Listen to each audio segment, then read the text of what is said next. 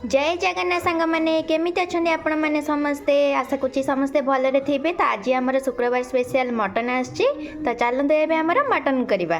तो सांग मैंने मटन कषा करने ये मुझे गोलमरीच कंचा लंका गोटे आ गोटे पान मधुरी किसी आउ कि धनिया पत्र मुझे नहीं जाइए किटा आउ धनिया नहीं जाइए। तो चलते सांग मैंने मटन कषा करने मुझे सब इंग्रेडिएंट्स यूज कर सब मिसिकी बाटीदबा। तो सांग मैंने एबे जो पुदीना सबू जो ग्राइंडिंग मु करथिली कंचा लंका सबू को एबे मु छाणी दोची ताकि ता खदड़ा अंशटी बाहरी जीव। सांग मैंने एबे मैरिनेशन पई हमें नहीं जाउछु दही पियाज और अदा रसुण रो पेस्ट।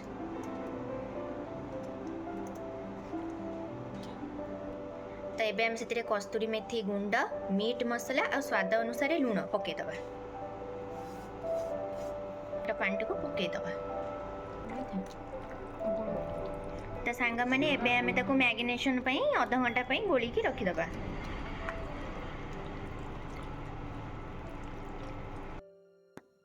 तो सांग मैंने किछिटा कढ़ई रे तेल पकई देकी सेतिरे खाड़ी मसला गुडी को पकई देकी किछि समय पई घांटी देली। घांटी साइला परे हमर जो कटा हबा पियाज हम काटी देइथिली 3टा खंडे तो सेतिरे आड पकई देली।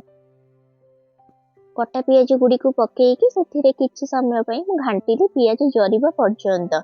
तो लंबा लंबा पियाज थिला तो सांग माने पियाज जरिबा पे बहुत टाइम लागिला। तो पियाज जरिबा पर्यंत हमें सेटा को छाडी दबा। एबे 10-15 मिनिट पई हमें पियाज को जरिबा को देबा। से पर्यंत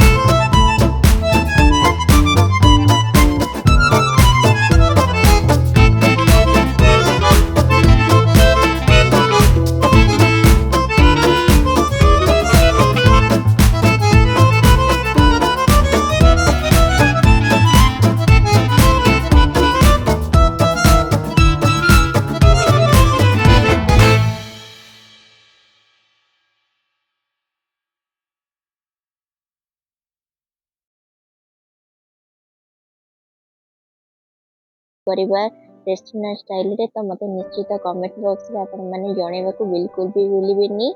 मटन टी बहुत ही बढ़िया मटन ग्रेवी की देखी कि आउ मु रही पाइलिनी। तो फटाफट भात को गरम में गरम गाड़ी देकी बाड़ी देकी काकुर सालड टी सांग माने करी देकी मटन को संगे संगे बाड़ी के चाली मु खाइबा पई। बिली जेमती माछ को देखिले रही पारिनी मु तेंती आउ रही पाइलिनी मटन न ग्रेवी की देखी की।